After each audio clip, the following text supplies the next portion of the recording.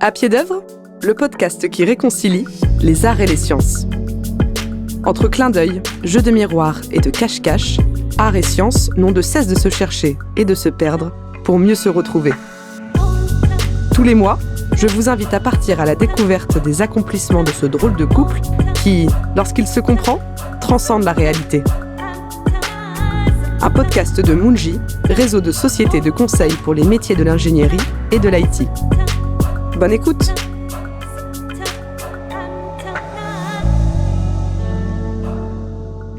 La plus belle chose dont nous puissions faire l'expérience est le mystère, la source de tout vrai art et de toute vraie science. Albert Einstein. Aimez-vous la science? Ou plutôt l'art? Aucun? Ou peut-être les deux? Toute notre vie, tout nous a amenés à opposer l'art à la science. De nos programmes télévisés à nos programmes pédagogiques, les matières dites scientifiques ont été confrontées aux matières artistiques comme si tout les séparait. L'art est subjectif, la science est objective. L'art est connaissance, la science est la recherche de la connaissance. Les artistes sont des vantards extravertis, les scientifiques sont des intellos discrets. Pour ce premier épisode du podcast À pied d'œuvre, je vous propose de mettre de côté nos a priori et nos intuitions pour appréhender art et science comme les deux faces d'une même pièce. Mais tout d'abord, d'où nous vient cette distinction ?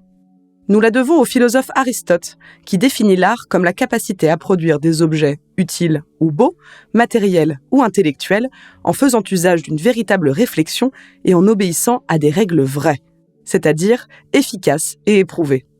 À l'inverse, la science est selon lui la capacité à démontrer. Aristote distingue également la science de l'art en soutenant que ce dernier porte sur le contingent, c'est-à-dire le fruit du hasard. L'art est contingent puisque son principe réside dans l'homme et son imprévisibilité naturelle. Outre l'Antiquité, une autre période est charnière pour la relation entre art et science, il s'agit de la Renaissance. Née à la fin du XVe siècle en Italie, elle prend d'ailleurs pour modèle l'Antiquité et redécouvre les arts, les lettres, les sciences et les mœurs. Si elle signe officiellement le divorce entre les deux, elle est également, et paradoxalement, une période où art et science sont intimement liés. En peinture, on notera l'apparition de la perspective, utilisée par des artistes comme Raphaël, ou le développement du clair-obscur, grâce à des artistes comme Masaccio. Le réalisme fleurit, les artistes ont désormais le souci d'exposer leur sujet de la façon la plus objective possible, en tentant de respecter les proportions, la symétrie et l'harmonie des formes, en opposition aux œuvres du Moyen-Âge. Les artistes comme Michel-Ange ou Léonard de Vinci se plongent par exemple dans l'étude de l'anatomie pour représenter les corps. Des sciences comme les mathématiques, la physique ou l'optique connaissent d'immenses progrès. En astronomie, la révolution copernicienne bouleverse la vision de l'univers héritée de l'Antiquité. Malgré les oppositions de l'Église, le modèle selon lequel la Terre tourne autour du Soleil tout en tournant sur elle-même se répand. Après ce bref regard sur le passé, tournons-nous maintenant sur le monde d'aujourd'hui. L'art contemporain et la société technologique dans laquelle il s'épanouit ne pourrait-il pas être le théâtre du prochain âge d'or du mariage entre art et science ? Pour tenter de trouver des réponses à cette question, je me suis tournée vers Olga Kiseleva, une artiste franco-russe née à Saint-Pétersbourg en 1965. Olga appartient à cette première génération de la perestroïka qui a fait tomber le mur de Berlin et lever le rideau de fer à la fin de la guerre froide. Si, à cette époque, la supériorité scientifique et technologique était au cœur des objectifs de l'Union soviétique, l'intelligentsia scientifique était toutefois très impliquée dans la vie culturelle du pays, et ce, notamment depuis Saint-Pétersbourg, berceau de la culture russe. Une chose est certaine, la science coule dans les veines d'Olga. Sa grand-mère était géophysicienne, sa mère spécialiste des ondes électromagnétiques et son père président d'université. Si elle excelle tout d'abord en mathématiques, elle se tourne brièvement vers le journalisme avant de se consacrer à l'art. Artiste mondialement connue, elle enseigne depuis plusieurs années l'art contemporain et les nouveaux médias à la Sorbonne. Elle co-dirige le laboratoire Arts et Sciences à l'Institut ACT, une structure mise en place par le CNRS et Paris 1. En parallèle, elle est rédactrice en chef de la revue Plastique, dédiée à l'art et à la science. J'ai commencé par interroger Olga sur sa conception du duo art et science. Évidemment, si on fait que de la science, on reste dans le domaine de la science, mais on peut switcher dans le domaine de l'art et de la culture tout en restant dans le domaine de la science, en croisant les deux méthodologies, en croisant les deux approches. à la fois approche et méthodologie scientifique et celle de l'art. Ce n'est pas une fusion de la science dans la démarche artistique, c'est vraiment une démarche art et science qui est une démarche double, une démarche qui permet de voir et d'écrire le monde des deux points de vue en même temps. Dans mon cas, c'est vraiment la fusion des deux et avec la science qui vient en premier. C'est comme ça que ma démarche artistique a commencé. Et bien sûr, à l'époque, je m'appuyais sur les sciences que je maîtrisais. Donc, mathématiques surtout et physique. Mais considérons-les maintenant individuellement. Qu'est-ce que la science apporte à l'art ? Difficile en un épisode de répondre de façon exhaustive à cette question. Nous allons prendre l'exemple de l'impressionnisme et du pointillisme. Le premier est un mouvement dans les années 1860 qui célèbre la modernité et le plein air, la notation rapide, les couleurs vives. Le second, souvent nommé post-impressionnisme, apparaît en 1886 et consiste à appliquer distinctement des petits points de couleur pour former une image. Les artistes relevant de ces mouvements, tels que Georges Seurat ou Paul Signac, ont été directement influencés par les travaux de scientifiques comme James Clerk Maxwell ou Michel Eugène Chevreul sur le contraste coloré. Par ailleurs, l'invention du pointillisme est contemporaine à l'invention des microscopes à haute définition qui ont fait émerger la théorie cellulaire. Nous sommes alors face à un paysage pointilliste universel où tout ce qui vit est fait de points. Dans un registre plus poétique, et toujours en considérant l'impressionnisme et le pointillisme, on peut ajouter que la science apporte également des métaphores à l'art. Des termes scientifiques comme poussière d'étoiles viennent stimuler l'imagination et la création artistique. Le tableau « Impression soleil levant » de Claude Monet, qui donnera son nom au mouvement, en est un parfait exemple. Il s'agit là de la propre interprétation de Monet d'un soleil levant, mais pourtant, le titre de son tableau est tout à fait pertinent sur le plan scientifique. On sait depuis Galilée que le soleil levant n'est qu'une illusion, qu'il ne s'agit que de la Terre qui tourne sur elle-même. Art et science s'unissent dans ce tableau pour nous montrer que la réalité est beaucoup plus riche et complexe que nous ne pouvons spontanément le percevoir. En 2010, Olga Kiseleva a présenté pour la première fois l'installation interactive It's Time, réalisée en collaboration avec le physicien Sylvain Reynal. Une œuvre qui prend la forme d'une horloge digitale où art et science s'unissent afin de proposer une réflexion sur la relativité du temps et sur sa perception, différente selon l'individu et son environnement. Moi qui viens de Saint-Pétersbourg, qui est une personne très lente, qui a une perception du temps qui est faussée, en fait c'est biologique parce que nous les gens du Nord, on a le fonctionnement du corps tel que tous les processus dans le corps sont ralentis. Donc nous avons une perception du temps qui est différente par rapport à celle des Français, par exemple, qui sont des Latins, qui sont plutôt un peu plus du Sud, et vos processus biologiques sont accélérés par rapport aux nôtres. Le dispositif propose de s'affranchir de la dictature de la montre et d'écouter sa propre horloge biologique. Le spectateur doit poser sa main sur un capteur biométrique qui mesure ses pulsations cardiaques et la température de son corps. L'horloge s'adapte alors à son rythme en ralentissant ou en accélérant l'affichage des secondes et annonce en lettres rouges l'attitude à adopter en fonction de son état de nervosité. Sois cool, baille un peu, prends ton temps. Je ne savais même pas que c'était possible.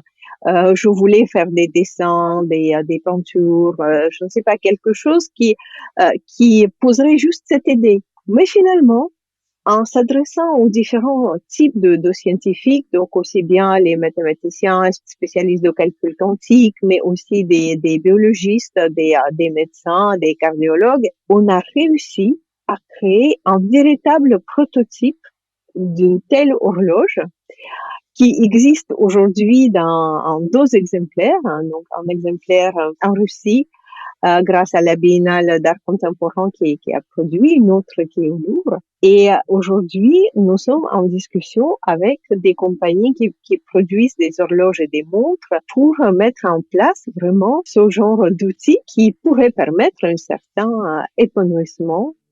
Ce projet artistique n'aurait jamais pu voir le jour sans l'apport scientifique de nombreux spécialistes.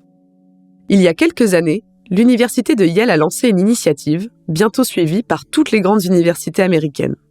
Elle proposait à ses étudiants dans le domaine médical de s'initier à l'art par la poésie, la peinture ou encore l'écriture. L'objectif ? apporter à ces futurs médecins une approche plus empathique de leur métier. Un médecin n'est pas simplement un homme de science, c'est aussi quelqu'un qui a affaire à une personne. Il est question d'aller au-delà d'une appréhension purement biologique de l'autre. Le plus surprenant dans les résultats de ce projet, c'est que les étudiants étaient non seulement rendus plus sensibles à l'écoute, mais livraient des diagnostics de plus grande qualité, comme si le développement de leur sens empathique leur avait permis d'aller plus profondément dans leur approche. Comme le disait le poète John Keats, rien n'est jamais réel tant qu'on ne l'a pas ressenti. Si la science permet souvent de comprendre, elle échoue parfois à ressentir si elle ne va pas puiser dans l'art sa capacité à s'ouvrir à autrui. Partant de ce postulat, pour Olga Kiseleva, ce serait une erreur de penser les interactions entre les deux de façon binaire. Très vite, en tant qu'artiste, j'ai commencé à dépasser la mathématicienne qui n'avait pas fini ses études et qui s'est tournée vers l'art.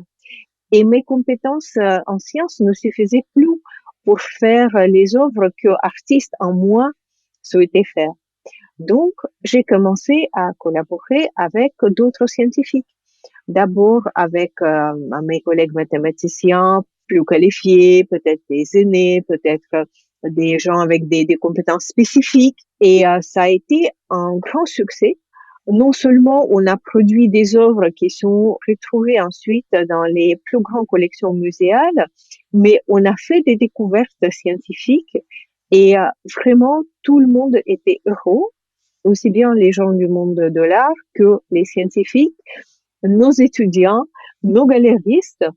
Donc, je me suis dit, mais pourquoi pas se tourner vers les autres sciences, vers les sciences auxquelles moi, pour ma part, je ne suis absolument pas compétente, mais qui permettent aussi de soulever des questions intéressantes et en tout cas, celles qui me passionnent en tant qu'artiste. Tournons-nous maintenant vers les principaux intéressés, les artistes et les scientifiques. Qu'est-ce qui les rassemble ? Qu'est-ce qui les éloigne ? Artistes et scientifiques partagent une même attitude. Le goût de la découverte, une certaine témérité pour aller au-delà de l'évidence, mais aussi une certaine disponibilité sensorielle et intellectuelle pour accueillir l'imprévu et se laisser surprendre. Finalement, les deux sont donc créateurs. Ce sont des créateurs, des personnes curieuses, des personnes qui sont explorateurs, qui veulent aller de l'avant. Art et sciences ont également en commun l'amour de la médiation et du partage. Il s'agit toujours d'un individu ou d'un groupe d'individus qui fait voir aux autres ce que son activité lui a permis de percevoir de la réalité. Olga va encore plus loin. C'est presque, moi, je dirais qu'on fait le même métier. Le seul problème, c'est que le métier, souvent, la spécialité, disons, d'un métier, définit le langage.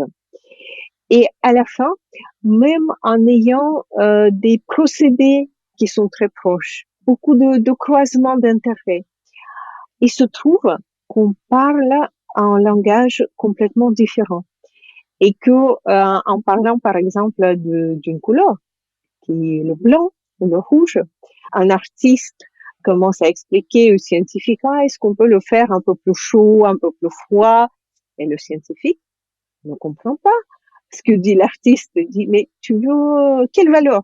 Est-ce que tu veux 57 ou 58? Voilà, c'est un exemple flagrant. On parle de la même chose, on est en pleine volonté de le perfectionner, mais pour le faire, on doit apprendre le langage des uns et des autres. Et c'est peut-être la seule difficulté qui existe. Sinon, je pense que tous les artistes et les scientifiques travailleraient toujours ensemble. Goethe est peut-être l'un des meilleurs exemples de cette inclination des artistes et des scientifiques à faire la même chose de deux façons différentes.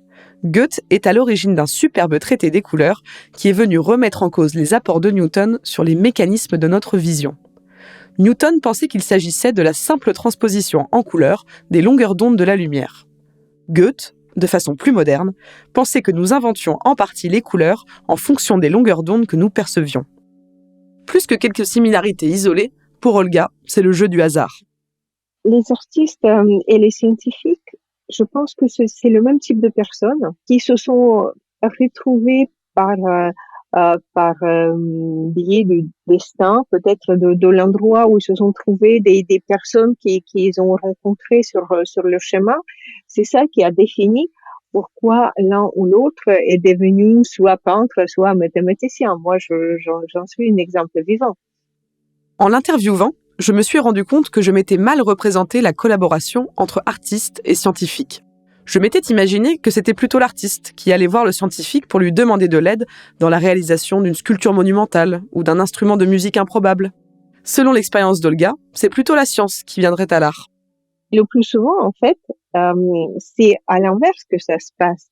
Il y a quelque chose qui existe déjà dans le domaine de la science et l'art vient décrypter ce savoir scientifique et de lui trouver une place dans le monde, dans le présent, dans le futur, et peut-être même l'adapter de façon à ce qu'il s'inscrive vraiment, pas seulement dans l'art et la science, mais aussi dans notre existence. Donc, c'est un échange constant entre ces deux outils qui sont l'art et la science, ces deux visions du monde.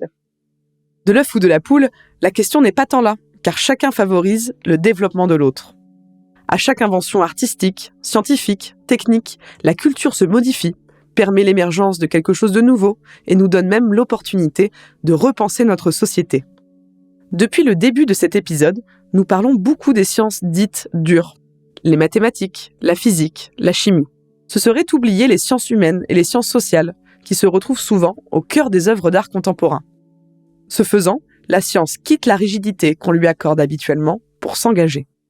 Je pense que n'importe quel vrai projet d'art contemporain, il est engagé et il touche des questions de la société et des questions politiques. Par exemple, l'horloge que je vous ai décrite, c'est aussi un outil politique et social. C'est une autre perception du temps. C'est une société où le temps n'est pas dicté d'en haut, n'est pas dicté par la société capitaliste qui nous demande de nous donner à cette société de plus en plus, de donner de plus en plus de notre temps, de notre corps, mais qui est imposé d'en bas. C'est plus démocratique en fait. C'est une proposition d'une sorte de démocratie participative et démocratie qui touche vraiment chacun. Donc chaque projet, en fait, au départ, il a un engagement politique et sociologique. Ensuite, il y a des outils scientifiques qui viennent pour le mettre en place. Et à la fin, il y a une forme esthétique qui le rend peut-être attirant, sympathique, convivial, qui crée une sorte d'interface avec le spectateur.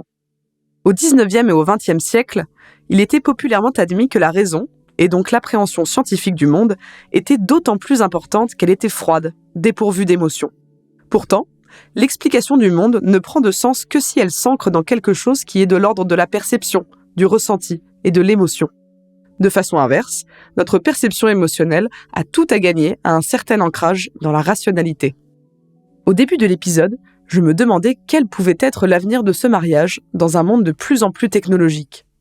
Je suis persuadée que l'art art-science, on peut dire ça, le domaine qu'on appelle art-science, c'est l'avenir de notre voie de connaissance du monde. Parce que mathématiques, c'est une mode de connaissance du monde, la biologie, c'en est une autre, l'art, c'en est une troisième. Et je pense que cette convergence, elle se produit de plus en plus. Et il y a de plus en plus de laboratoires, des lieux d'art, des structures, des programmes qui amènent les compétences des deux côtés. Et c'est au croisement de ces compétences que les découvertes et les processus et des objets les plus intéressants d'aujourd'hui et de demain apparaissent. Y a-t-il véritablement une différence entre regarder la relation entre la lumière et la matière, qui relève d'un regard scientifique, et regarder celle entre l'ombre et la lumière, qui relève d'un regard artistique ? Ray Bradbury, auteur américain et référence du genre de l'anticipation, écrivait « La science n'est pas plus qu'une tentative d'explication d'un miracle inexplicable et l'art une interprétation de ce miracle. Le tissage des activités scientifiques et artistiques dans la culture ont grandement impacté et impactent toujours nos sociétés. L'un est l'environnement dans lequel l'autre va émerger et se modifier. Nous avons tout à gagner à ne pas opposer ces deux champs qui constituent les gardiens de la création humaine. À pied d'œuvre, épisode 1, c'est déjà terminé.